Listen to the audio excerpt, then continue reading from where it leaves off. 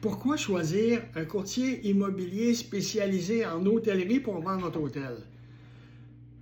C'est simple et compliqué à la fois. Compliqué parce que l'hôtellerie est une particularité. La particularité de l'hôtellerie, c'est qu'à chaque soir, un hôtelier doit renouveler les baux de ses locataires qui ont réservé pour une chambre ou une suite dans l'hôtel. Alors que si vous signez un bail commercial, bien, vous renouvelez aux 5 ans, 10 ans, ou si vous signez un bail résidentiel, bien, vous renouvelez à l'année.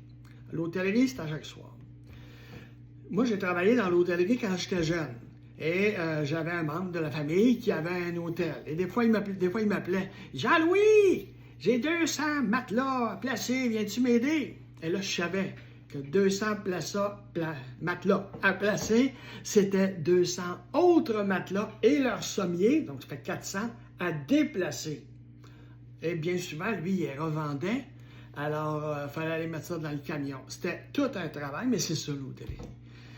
Parfois, là, je travaillais. Moi, ce que j'aimais beaucoup, c'est les balles de finissant. Je m'arrangeais pour être le voiturier, de cette manière que quand les jeunes hommes voulaient montrer à leur blonde qu'ils contrôlaient la situation, ils me donnaient toujours un bon type. Je faisais d'excellentes soirées avec les balles de finissant. Mais un courtier en immobilier, ça va plus loin que ça. Il faut connaître les statistiques et comment fonctionnent tous les OTA de ce monde. OTA, c'est Online Travel Agencies. Comment ça fonctionne pour Booking.com? Quels sont les avantages d'avoir toutes les statistiques que les hôteliers peuvent avoir de ces OTA?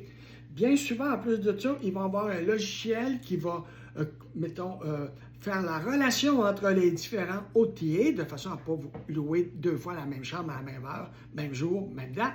Alors il faut en faire avec Cloudbeds ou Muse. Comment ça fonctionne, Muse? Comment ça fonctionne, Cloudbeds? Sans être un spécialiste de tous les détails, il y a des formations qu'on peut prendre là-dessus. Et moi, ce que j'ai fait en plus, je me suis créé un compte fictif. Et j'ai dit que j'avais un hôtel. J'ai payé le frais et je l'ai fait fonctionner un peu pour voir tout ce que Muse, par exemple, tout ce que Booking.com peut m'apporter. Quels étaient les conseils?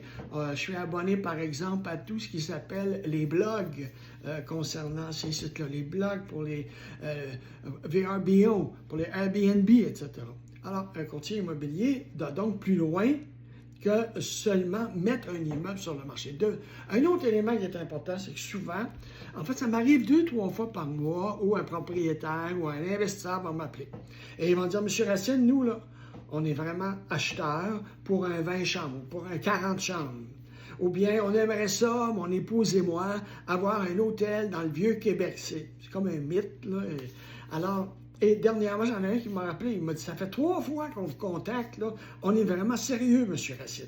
On veut avoir un hôtel à Québec, on aimerait ça avoir un 50 chambres à Québec. Alors, c'est ces relations-là dans l'hôtellerie qui se cultivent avec des années, comme vous pouvez le constater à la couleur des cheveux, et qui ne s'inventent pas, finalement. L'autre élément, c'est qu'il y a toujours des critères financiers en hôtellerie. Quand on regarde on prend les états financiers parce que c'est une business. Alors, on ne vend pas seulement un immeuble, on vend une business. Est-ce qu'il va y avoir vente d'actions? S'il y a vente d'actions, est-ce qu'il y a monsieur et madame propriétaires de l'hôtel peuvent bénéficier de l'exemption de gain capital d'1 million? Je ne suis pas fiscaliste, mais j'ai pratiqué 10 ans comme avocat en corporatif et fiscal et je suis au courant de comment ça fonctionne et on va poser les bonnes questions aux fiscalistes qui sont à jour. Alors, est-ce que je peux faire sauver 1 million aux propriétaires? Est-ce qu'au lieu de cela, on va acheter l'immeuble parce qu'il peut y avoir des surprises, des comptes impayés du propriétaire, ce qui fait que si on achète les actions, on est responsable de la compagnie entièrement. Alors, c'est pour ça que je suis spécialisé en vente d'hôtels, c'est qu'il y a des complications. Il faut vraiment être à jour et il faut connaître l'hôtellerie pour faire ça. Si vous voulez plus d'informations, que ce soit pour vendre ou acheter un hôtel, appelez-moi au numéro de téléphone qui apparaît ci bas et on va se parler et on va évoluer pour vous. À la prochaine, merci.